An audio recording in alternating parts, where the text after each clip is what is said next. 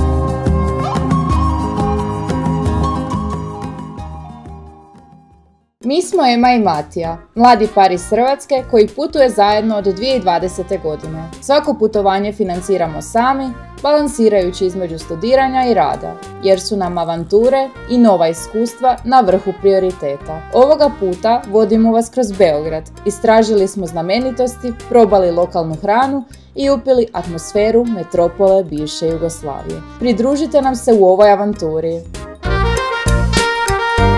Evo nas na Trgu Republike, središnjem trgu u Beogradu gdje se nalazi kip kneza Mihajla i tu je čvorište gdje se ljudi često nalaze i ovo mi je odlična stvar što imaju teren za basket ovdje, sad su bili baš dečki igrali, ali su otišli.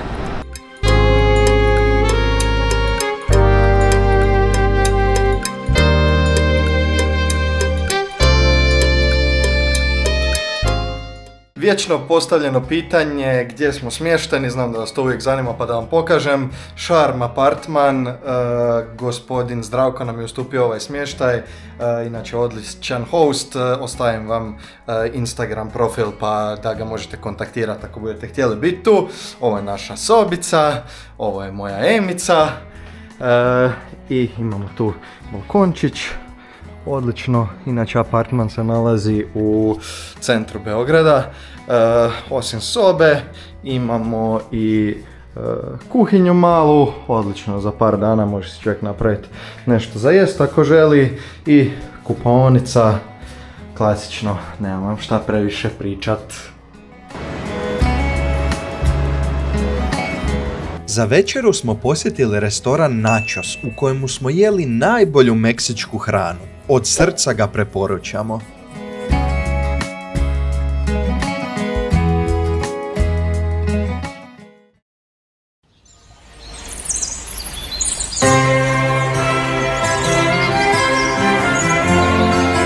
Dobro jutro ekipa, nalazimo se na Kalemegdanu koji je postao svojevrsni simbol grada. Izgrađen je prije nove ere i odlično je mjesto za prošetat, pogotovo ovako ujutro kad nema nikoga. Mjesto na kojem se nalazimo se zove Kalemegdanski park, u kojem se nalazi istoimena tvrđava, zoološki vrt, šetnice i pogledi na rijeke. Na Kalemegdanu ima nekoliko kafića, par njih ima i dobar pogled. Navodno su top lokacije za zalazak sunca. Tu se između ostalog nalazi i vojni muzej, a ovaj dio vanjske terase je uvijek dostupan za razgledavanje.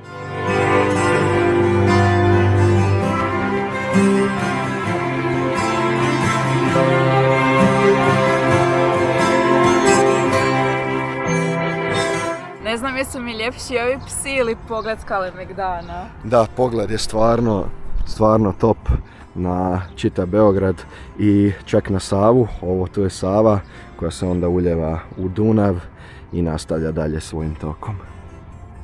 Ovo je pobjednik, čuveni kip čovjeka koji drži orla, a podignut je u čast pobjede Srbije u Balkanskim ratovima, koji su se odigrali neposredno prije Prvog svjetskog rata. Kip je podignut s pogledom na ušće Save u Dunav.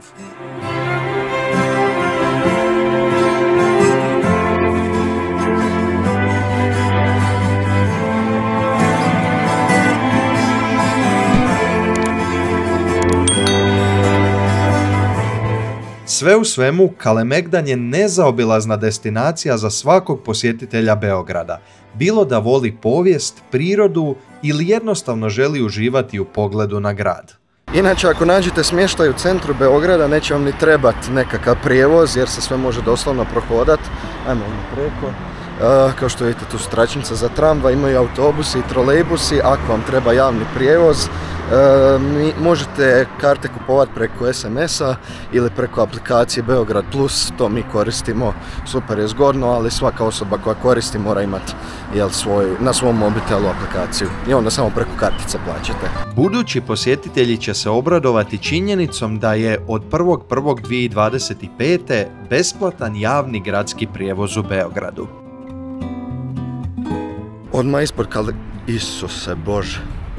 Odmah ispod Kalemegdana nalazi se Kosančićev venac, jedan od kvartova u Beogradu. Ja se ispričavam zbog svog glasa, baš imam danas problema sa grlom. A ispred nas se nalazi konak Knegice Ljubice. Ogladnili smo pa smo otišli do Bucka, kultne franšize u Beogradu. Uzeli smo picu i sendvič, da vidimo kako je pica.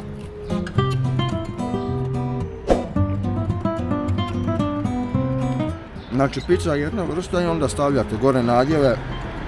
Ja sam uzeo goveđi nadjev, a mislim ko svaka druga pizza iz pekara ima takav okus. Trenutno se nalazimo na Skadarliji i pijemo kavicu i uživamo u kafiću koji se zove Velika Skadarlija.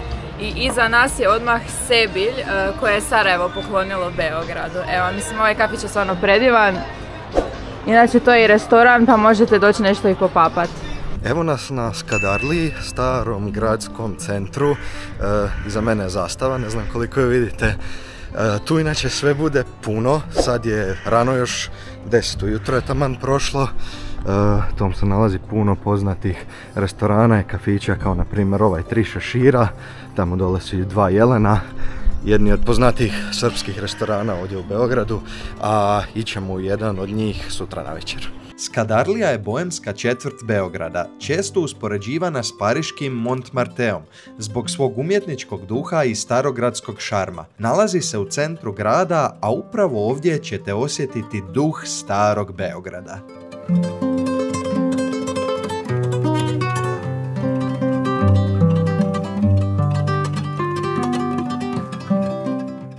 Uvijek volimo isprobati neke nove stvari kad smo u inozemstvu, pogotovo one stvari koje nema kod nas. Tako da smo sad bili malo u shoppingu, kupili smo volim te, ne znam nija kako bi izgovorio, to je Voyage au Sok, najnoviji Joker sa Nikolom Jokićem, energy drink, zaječarsko pivo kojeg isto nema kod nas, a pio sam ga sad dok smo u Beogradu i fantastično je, i drip poznati isto novi muđini sokovi. Mlađe generacije će malo znati nešto više o ovima sa strane, a dok vi stari vjerujem da vam je dobro poznato ovo u sredini.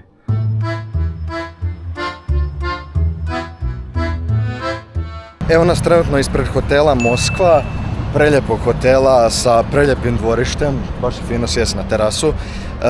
Gledao sam koliko košta inače cijena noćenja, oko 20.000 dinara, što vam je nekih 170 eura po noćenju za 2 osobe. Hotel je otvoren 1908. godine, a prvobitno je služio kao banka, dok je danas jedno od najprestižnijih mjesta u gradu. U njemu su boravile svjetski poznate osobe kao što su Albert Einstein, Alfred Hitchcock, predsjednik Richard Nixon, Robert De Niro i tako dalje. Ovdje uživajte uz kavu ili čuvenu moskovsku šnit tortu.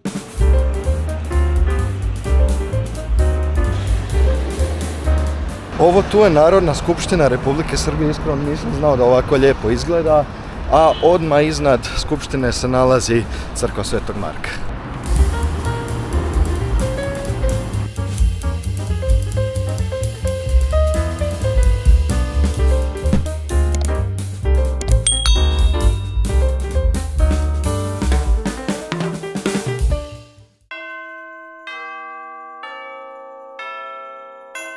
I svanulo je iznad crkve Svetog Marka, mislim svanulo je već odavno, prošlo je 11 sati. Crkva Svetog Marka, velebna srpska pravoslavna velika crkva, jako lijepo izgleda izvana.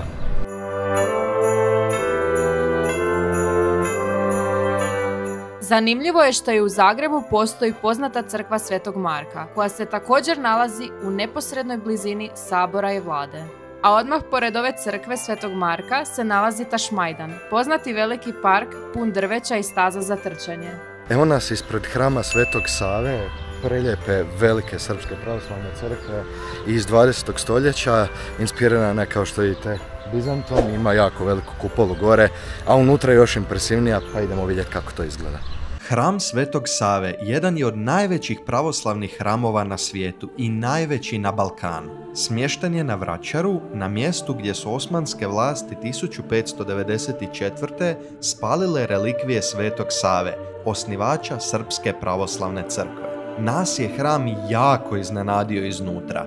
Prelijep je. Ulaz je besplatan, ali pazite da budete pristojno odjeveni. Noću je hram osvjetljen i dominira panoramom Beograda.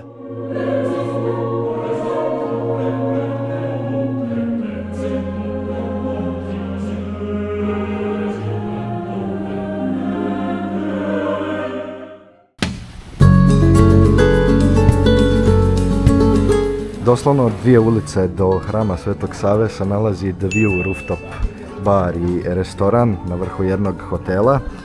Ja sam naručio Aperol, pa mi sad recite koliko je pitarski od 1 do 10 što sam naručio Aperol. Šetamo se ulicom Kneza Mihajla koja je jedna od znamenitih glavnih i velikih pješačkih zona u Beogradu sa starim zgradama i jako puno butika i trgovina. Za ručak smo sjeli u restoran Majstori Margarita, gdje smo pojeli fantastičnu talijansku picu. Sigurno je u top 3 koje smo ikada jeli.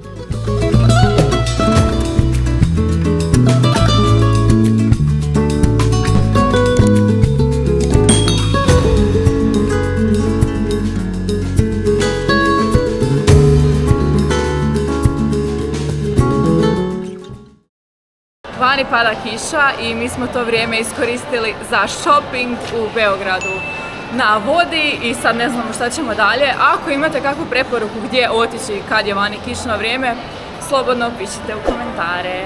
Ali evo da vas ne zakinemo, izašli smo tu vani iz terase McDonald'sa da vidite kako izgleda Beograd na voni i sama promenada u Savu. Ovako, fino, tu se Beograđani baš vole šetati, lijepo je za zalazak sunca i tako dalje. A tu imamo veliku kulu beogradsku, mislim da je to najveća zgrada u Beogradu trenutno, evo ispravite me ako griješim, a i ako griješim napisat ću ja u videu, tako da budemo se sad malo prošetali. Ne samo da je Kula Beograd najviša zgrada u Beogradu, nego je najviša i u čitavoj Srbiji. Neboder je visok 168 metara. Sami Beograd na vodi je jedan od najvećih i najambicioznijih građevinskih projekata u regiji, koji transformira obalu Save u moderan poslovno-stambeni kompleks. Smješten u samom srcu Beograda, ovaj mega projekt obuhvaća luksuzne stanove, poslovne prostore, hotele, shopping centar i šetališta uz rijeku. Iskreno jako sam iznenađen koliko se ovaj dio Beograda na vodi gradi, znači puno zgrada se gradi, to smo baš uočili kad smo došli, pošto je tu autobusna stanica odmah pored. Baš jako puno novih zgrada ima, a još puno njih se gradi. Sad sam skužio da je dnevna karta za javni prijevoz 120 dinara, što je 1 euro doslovno, a karta od 90 minuta je 50 dinara, tako da ako putujete više od 2 puta, znači autobusom u danu, isplati se totalno dnevna karta. Ne bi čovjek rekao, ali razvedrilo se i sad je totalno vruće, došli smo na Adu Ciganliju, riječ je o riječnom poluotoku s puno restorana, kafića i tu se ljudi čak znaju doći okupati. Ada Ciganlija, često zvana i Beogradsko more, jedno je od najpopularnijih izletišta i rekreacijskih zona u Beogradu. Smještena je na rijeci Savi, samo nekoliko kilometara od centra grada, a zahvaljujući svom umjetnom jezeru, plažama i sportskim sadržajima, privlači tisuće posjetitelja posjetitelja, posebno tijekom ljeta. Vjerojatno si mislite kako to da se Ada zove Ciganlija. Naziv Ciganlija potječe iz keltskog jezika, a ne od riječi cigan, kako mnogi pogrešno pretpostavljaju. Smatra se da ime dolazi od keltskih riječi singa, što znači otok, i riječi lija, što znači podvodna voda, muljevito tlo. Dakle, u prijevodu bi Ciganlija značila otočno ili močvarno zemljište, što se savršeno uklapa u geografsku prirodu Ade Ciganlije, koja je nekada bila nepristupačno močvarno područje na rijeci Savi. Za večeru smo otišli u kultni restoran Tri šešira. Hrana je bila ok, ovdje sam prvi puta probao poznatu Karađorđevu šniclu. Međutim, od poznatog beogradskog gostoprimstva ovdje nismo doživjeli ni G.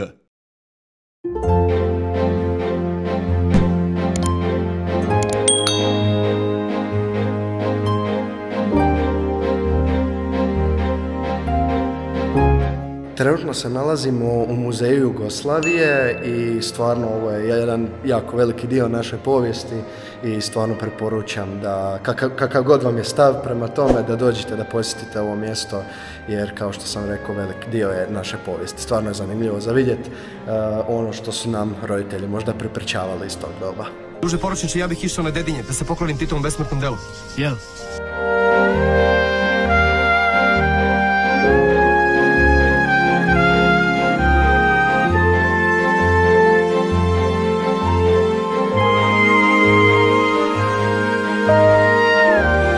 Evo nas u kući cvijeća, došli mi da posjetimo Titin grob.